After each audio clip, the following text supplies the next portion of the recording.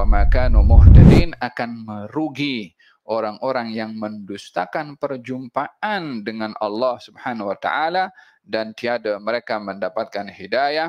Bila berbicara tentang kerugian pada ketika itu, tidaklah sama dengan kerugian di dunia.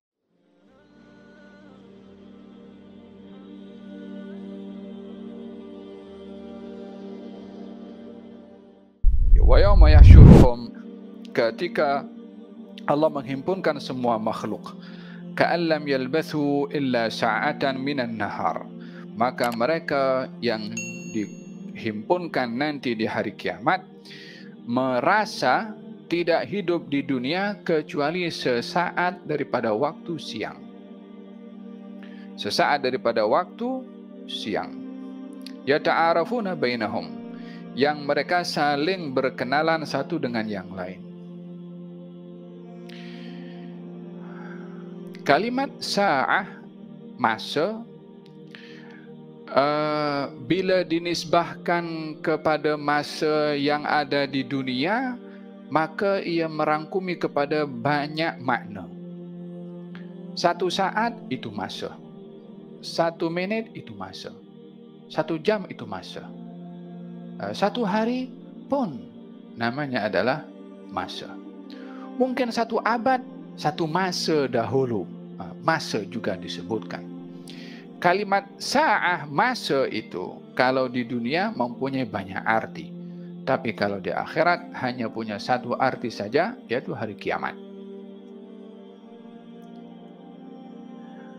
Ketika seseorang berada di masa yang sebenar di hari kiamat nanti, maka semua masa yang ada di dunia, termasuk daripada umur dunia itu sendiri yang tak lepas daripada masa, kalau ada orang yang hidup sepanjang umur dunia pun juga, dibandingkan nanti di akhirat, akan dikatakan kehidupan sepanjang hayat di dunia sa'atan fin nahar. Yani hanya sesaat di waktu siang saja, tak tunggu sampai asar pun. Yauma yarawnaha lam yalbathu illa 'ashiyatan aw duhaha. Orang yang melihat di hari kiamat nanti, saat maksudnya hari kiamat itu berlaku, mereka akan membandingkan kehidupannya dengan kehidupan di dunia hanya di waktu duha atau di waktu malam, asyiyatan, waktu petang, atau waktu duha. Sebanyak manapun umur yang diberikan, berbandingkan dengan saat dan waktu di akhirat, umur di dunia ini hanya sesaat.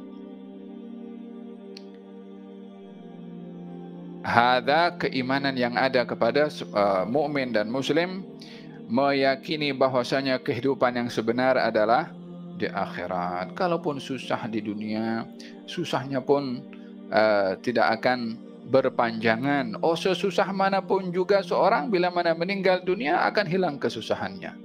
Bila dikatakan seorang berada dalam nikmat apapun, pada akhirnya akan hilang juga kenikmatan itu dengan kewafatannya di dunia.